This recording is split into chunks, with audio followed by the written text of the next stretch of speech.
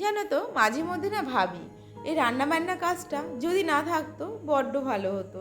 কেননা দিনের কিন্তু অর্ধেক সময়টা এই রান্নাঘরে মেয়েদের কেটে যায়। সো হ্যালো এভরিওয়ান, কেমন আছো সবাই? আশা করছি সবাই ভালো আছো আর আমরাও ভালো আছি। সকালবেলা উঠেছি, আজকে যেহেতু মনসা পুজো, সকাল সকাল উঠে কিন্তু বাসি কাজ সেরে একবার গোপুসোনাকে সেবা দিয়ে দিয়েছি। তারপরে রান্নাবান্নাটা কমপ্লিট করেছি। আর আজকে তো তোমরা দেখেছো সমস্ত কিছু কিন্তু নিরামিষ হয়েছে। আর এই ঘরটাকে ভালো করে মুছে দিলাম, কেননা মা বলছিল এই ঘরে ফলটা বানাবে। আমামের তো জ্বর তোমরা জানোই, তার সঙ্গে আমারও 3-4 দিন ধরে আজকে জ্বরে ভুগছি। আর এদিকে মারও কিন্তু গতকাল রাতে থেকে প্রচণ্ড ঠান্ডা লেগেছে, মানে ঠান্ডা জ্বর বলতে পারো। এর বাড়িটা যেন একদম রোগে পরিপূর্ণ হয়ে গেছে। তো যাই হোক, রোগ হোক আর যাই হোক, মানে কাজ তো আর থেমে থাকবে না। সকাল থেকে উঠে কিন্তু দৌড়ঝাঁপ করতেই রয়েছি। তো চলো, মা উপোস আছে, আমি উপোস আছি। তো চলো তাড়াহুড়ো করে কাজগুলো কমপ্লিট করি। আবার ঠাকুরের গুছানো আছে।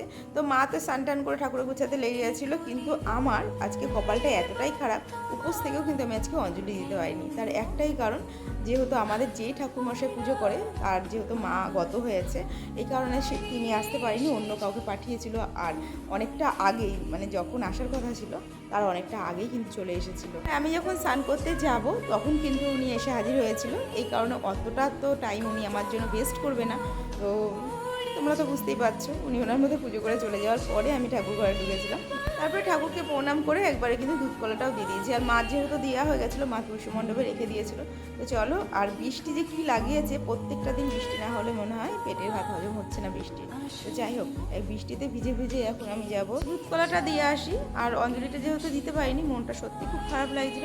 তা ভাবলাম ঠিক আছে, ঠাকুর হয়তো আমার হাত থেকে এবার নেবে না, এই কারণে অঞ্জলিটা দিতে পারিনি। তো যাই হোক, এদিকে দেখো বৃষ্টিতে ভিজেই কিন্তু আমি চলে যাচ্ছি জলে, মানে আমাদের ঘরের পিছনে প্রচুর জল জমে এই টাইমটা। তো ওখানটায় কিন্তু দেবো। আর দেখো মনে হচ্ছে নদী বয়ে যাচ্ছে, এতটা জলের স্রোত। তো যাই হোক, এখানেই কিন্তু মাকে দুধ কলাটা দিয়ে মাকে প্রণাম করে নিলাম আর সবারও মঙ্গল কামনা চেয়ে নিলাম। তো চলো আজকের মতো